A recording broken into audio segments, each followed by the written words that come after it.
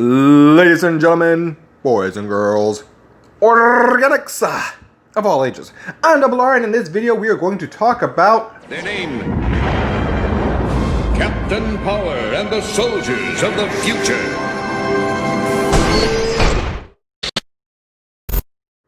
Okay, I gotta remember I actually have an intro for this. Anyway, we are on episode 3, Last Stand. Wait, Last Stand? Oh, wait, that ain't the title. No, that's the title. Episode 3, Last Stand. Here, I thought it was like a 22 episode freaking show. I looked it up. I double checked IMDb and it said 22 episodes. Did I miss something? Did I miss a memo? Did something fall through? I did not understand. You know what? That's fine. It's fine. Apparently we're going to be done early, folks. I did not know that episode 3 was the final episode because Last Stand means last stand. Actually, this is foreshadowing for something else. But let's just continue on.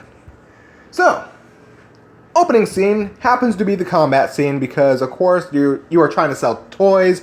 And, of course, to sell toys, you want to have more action scenes to be gung-ho so you can sell more toys and yada yada and blah blah blah and yakety schmackety. Which brings me to problem number 1 with this episode. Now, this is technically a tank-centric episode, but let's not worry about that. For the moment, we're talking about the combat opening scene, which has to be mandated by Mattel or Hasbro or whoever the company was at the time. Point is, this is a group of clickers. In Ninja Turtles, they would be known as the Foot Soldiers. You get the idea. They're just fodder. These people, machines, androids, whatever they are, I'm trying not to curse. Whatever they are, machines. They state plainly, "The sauce is in here. Bring in the locator."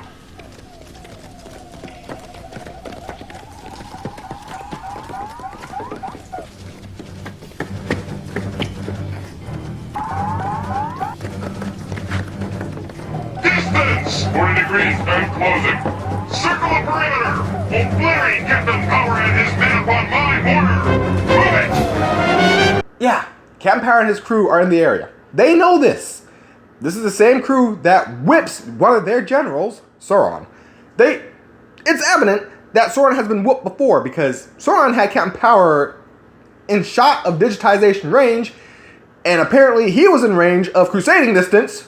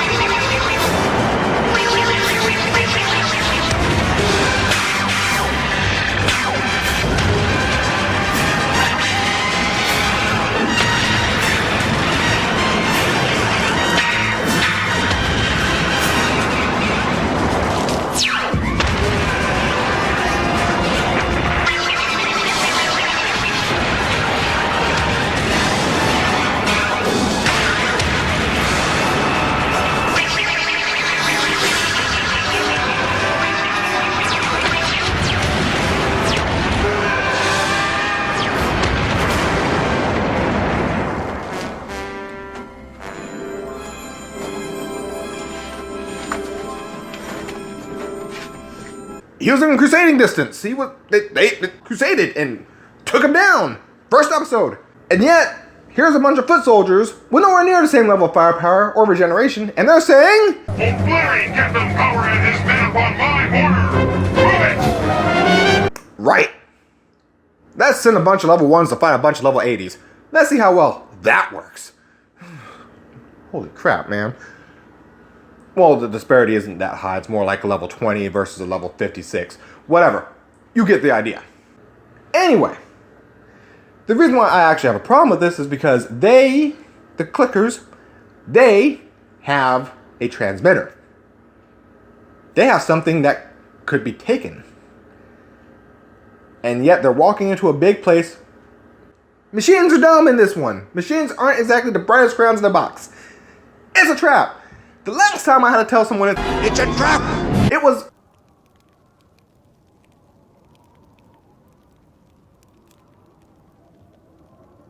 That's a trap. A leader of an assassin group. Oh my god. Oh no. Oh lord. Assassins are just dumb machines in this. Oh my. Okay. Focus. Whew. Let's not worry about that. Again, it's like a 22-minute show or a 30-minute show or whatever. So logic isn't supposed to actually hold too well. So the fight's on. Bada boom, bada bing. Things happen. They get a transmitter. Way to go, Captain Power's team. Level 50s beating up a bunch of level 10s to 15s. Oh, well, to be expected. Anyway, moving on. While they're going through the transceiver, on their aircraft, you find out that they found some humans, and they need to get the humans out, but it will take longer than an hour, because within an hour, Dred's forces can come up from anywhere. Broadcasting all over the spectrum. Keep at it. Shout if you get anything. Status. Last survey shows 300, maybe 400 civilians in the area. How long to evacuate the whole bunch? Your best guess. Sweet sweeps. Say, 1 hour. Not good enough. Dread forces could be on us by then. Even from behind them. Speak of the devil, we got a buy bid at 6 o'clock. I was bullshitting. For those of you who don't know, the term 6 o'clock is based on a basic clock. Ergo that. You would be the center. The dead center of the clock. If someone's at 12 o'clock, they're in front of you. If someone's at 3 o'clock, they're to your right. You get the idea. So for Sauron to be at 6 o'clock, it means he is behind them. Which means they're probably under attack. Has it seen us yet? I don't think so, not yet. All right, let's keep it that way. Oh, he doesn't see them yet. Wait, how? What? How does he not see? Shoot him! Nice. It expected a follow-up attack, but not from 2 directions at once. That ought to buy us just enough time to get those people out. Maximum burn, pilot. Maximum burn, Captain. Okay, now that Sauron's down. Whatevs. They know now that they have some time. They know Sauron's going to regenerate, but they don't know how long that's going to take. Finalize regeneration and complete the mission. Then locate the humans, digitize, and store. Understood, my lord. More salvaged artifacts from Toron for your examination, Lord Dredd.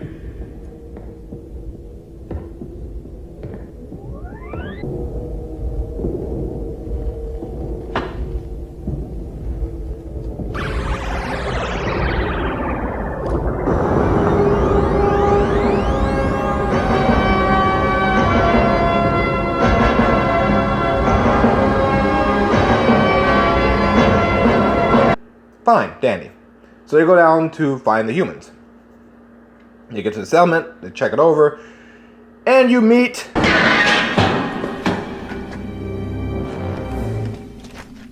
Casco. What? Casco. What? No, again? Casco. Okay. So you meet Cosmo, Casco. Cosmonaut, Casco. Cartoon Network, Casco. Crazy Kangaroo Man, Casco. whatever! That dude! Ugh. But apparently he and Tank, you know, because this is a Tank-centric episode, he and Tank have a past. Yeah, I know him. Name's Casco. Came out of the same place I did. Genetically engineered. And this one line that gets brought up, actually adds a little bit of lore to Captain Power. And that line is... Genetically engineered. Yeah. So there's biologically engineered soldiers during the Metal War. So when and how? I mean, they don't really explain those parts, but that makes you wonder, at least to some degree, what is going on? Because you have a raider who's a pretty much bioengineered soldier, and you have one of those soldiers on Captain Power's team. This drops you the hint that not all humans in this series will be good guys. They're not going to all be prisoners, they're not all going to be victims, and they're not all going to be good guys. This is something to keep in mind. You can assume that just by Dredd. You could assume that right from the get-go. Oh, Dredd's a bad guy, but he leads the machines, and that's fine and dandy. This guy, Crayola. Casco. Right, him. He's showing you, bar none, that there are some humans out there that will not be helpful, that will cause harm, and they do not need to be under the influence of Dredd like Athena was.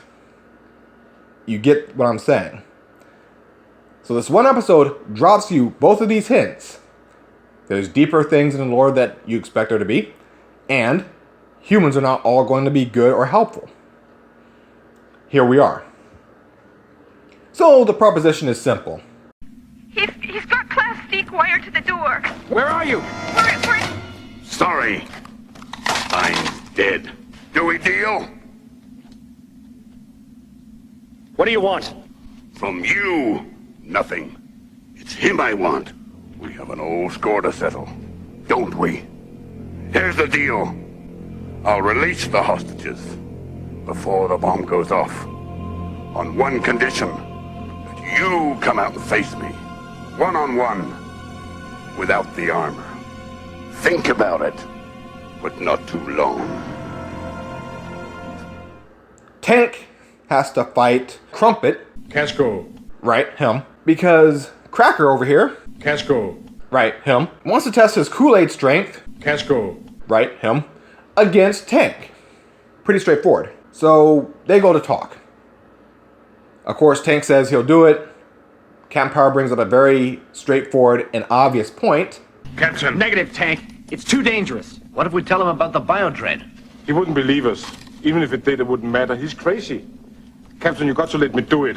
And if a biodread gets here and you're not in armor, you won't stand a chance. I know, but we're running out of time. He's right. I don't know what's going to hit first, the blaster or biodread. But if we don't hurry, those people are finished.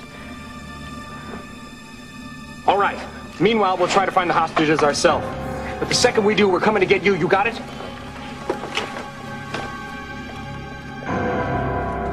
This is actually a very good point. Because you see, Tank is pretty much a member of Power's team. He is obviously a member of Power's team, which means certain accessibilities Tank will have. Access on how the suits work, where the power base is, what the passwords might be, things that would get Dredd in. So if something happens during the fight with Cosmo, Casco. right, that guy, if something happens, Sauron shows up and digitizes them both, Dredd wins by default because now he has access to the power base. He knows where it's at. This puts Captain Power and his entire team and the entire operation in danger. But it's a 30-minute episode, so who the hell cares about that? Go get him, Tank. Well, he's not really lost. He's more like making sure he doesn't step on landmines. You know, I was thinking. Time's nearly up. If you don't find those people soon, boom! Guess you should take this before they get hurt. Here, take it. Because there's no way the floor is going to be that stable.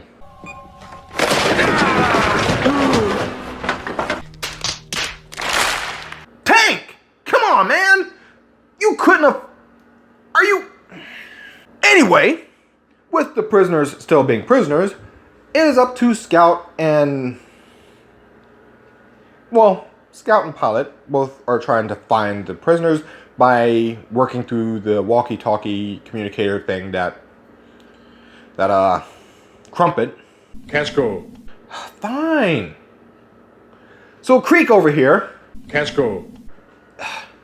whatever, broke a walkie-talkie. Scout took it.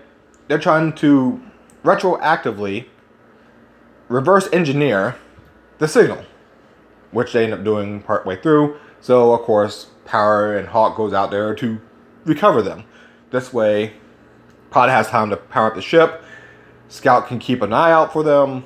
You get the deal. So while Power is going out to save everybody with Hawk, what the hell is Tank doing?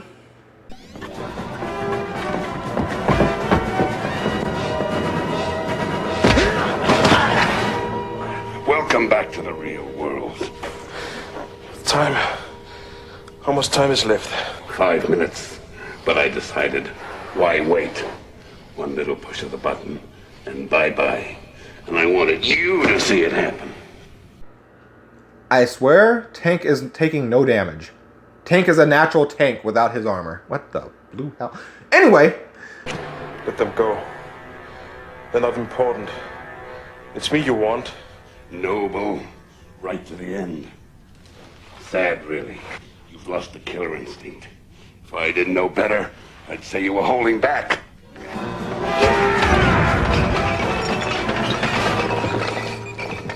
Let's talk about the choreography for a sec. Just for this. Just. The choreography is a lot like, Coffee Man.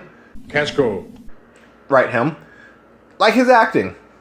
I swear, this is what happened with the acting. I'm don't hold me to it, but I think what happened was this.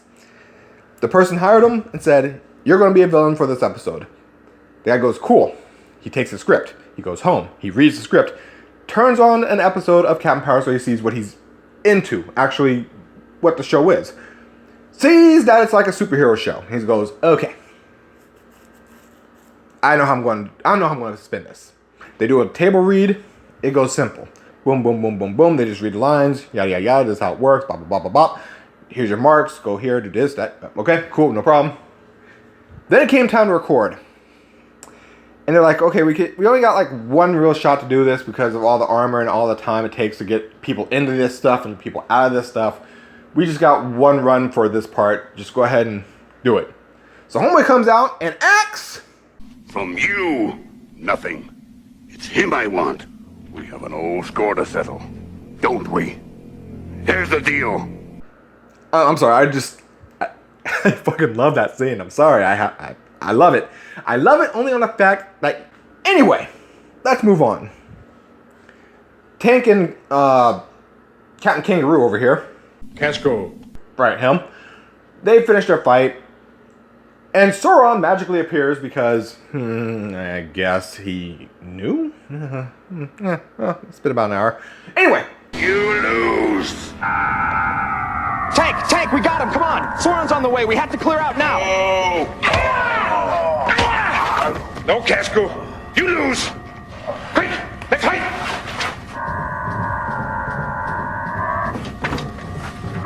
You guys get out of here. Forget it. We can't leave you here. Without armor, you wouldn't stand a chance. Sauron shows up, so Power and Hawk go to defend Tank.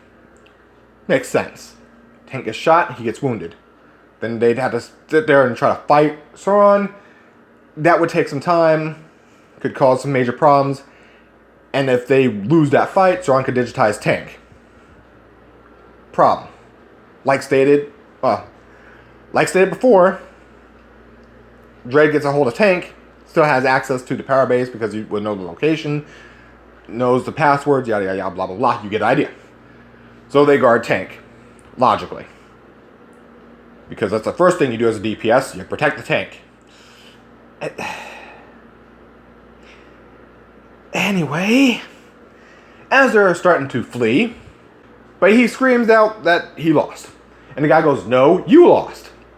No, Michael. I don't lose. Yet. Over there! Captain Power and his bunch, they're over there! Organic sighted. Obliterate!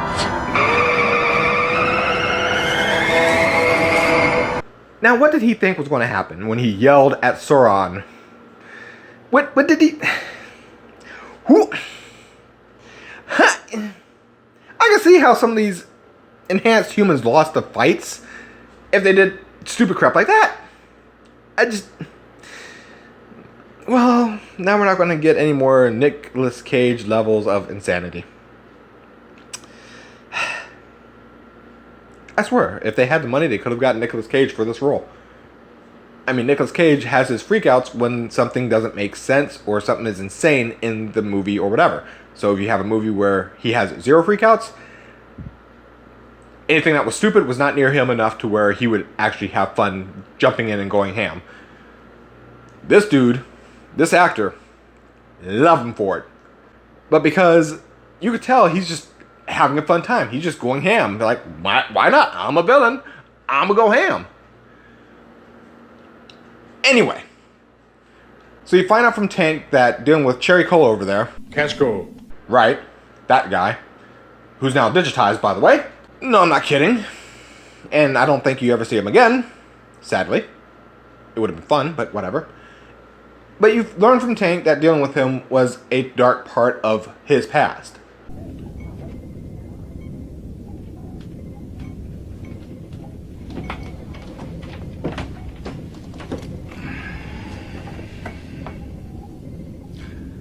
How you doing? When I escaped Babylon 5, I swore I'd put that life behind me, start over. And he comes along, brings it all back. Makes me just like him. You're not like him. He enjoyed what he did. You don't. The thing is, when I finally beat him, God help me, Captain, I liked it. So what makes me different? Tank. He wanted to fight. But you held back as long as you could. Yeah. You used sheer force. You had to, or be killed. Now the difference is, he was fighting for revenge. You were fighting for them. Will that do? For now.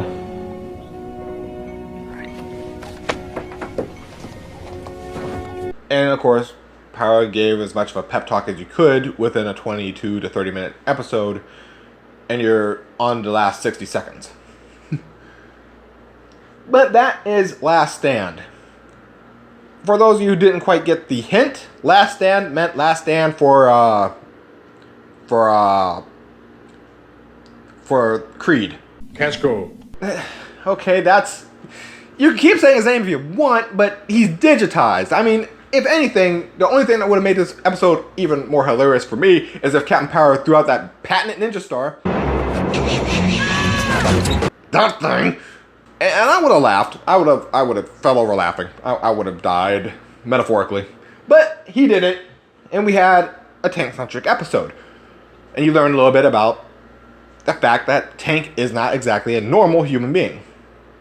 So that being said, we're going to go on to Pariah, which is the next episode, next time, here on Double R versus Captain Power and the Soldiers of the Future. I still need a frickin' outro, don't I? Screw it. Double R out!